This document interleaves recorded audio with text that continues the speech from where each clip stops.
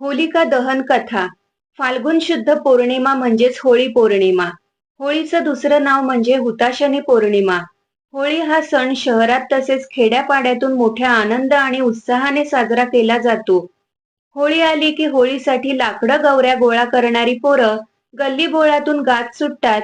होळी रे होळी पुरणाची पोळी किंवा होळीला गवऱ्या पाच पाच डोक्यावर नाच नाच. लाकडं गवऱ्या गोळा केली जातात.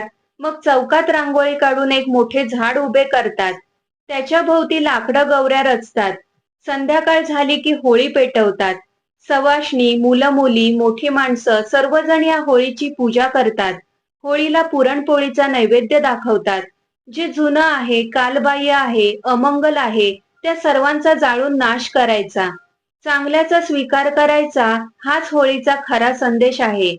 होळी आपल्याला त्याग आणि समर्पण शिकवते.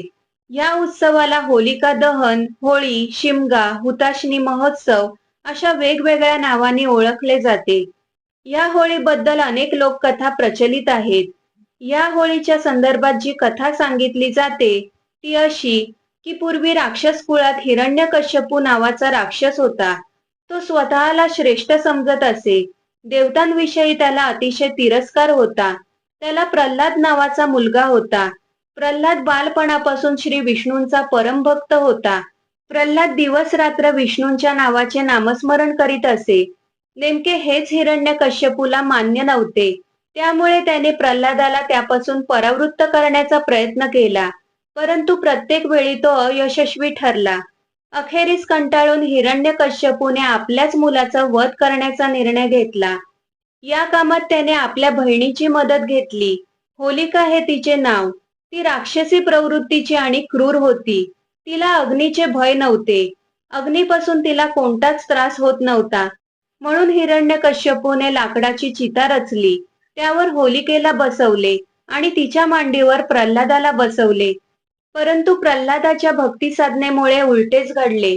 होलिका जळून खाक झाली आणि विष्णू भक्त असल्यामुळे प्रल्हादाला काहीही झाले नाही. त्याच्या भक्तीने प्रसन्न होऊन विष्णूने खांबातून नृसिंह रूपाने हिरण्यकश्यपूचा वध केला. थोडक्यात होलिका वाईट प्रवृत्तीची असल्यामुळे तिचा अंतही जळून म्हणजेच वाईट पद्धतीने झाला. त्यामुळे वाईट आचार विचारांना तिलांजली देणे आणि आपल्या मनातील वाईट विचारांना होळीप्रमाणे आगीत जाळून राख करावी, हाच होळी साजरे करण्यामागचा उद्देश आहे. या दिवशी वाईट गोष्टींचा त्याग करून चांगल्या गोष्टींचा संकल्प करा, जेणेकरून आपले संपूर्ण वर्ष सुखासमाधानाचे जाईल.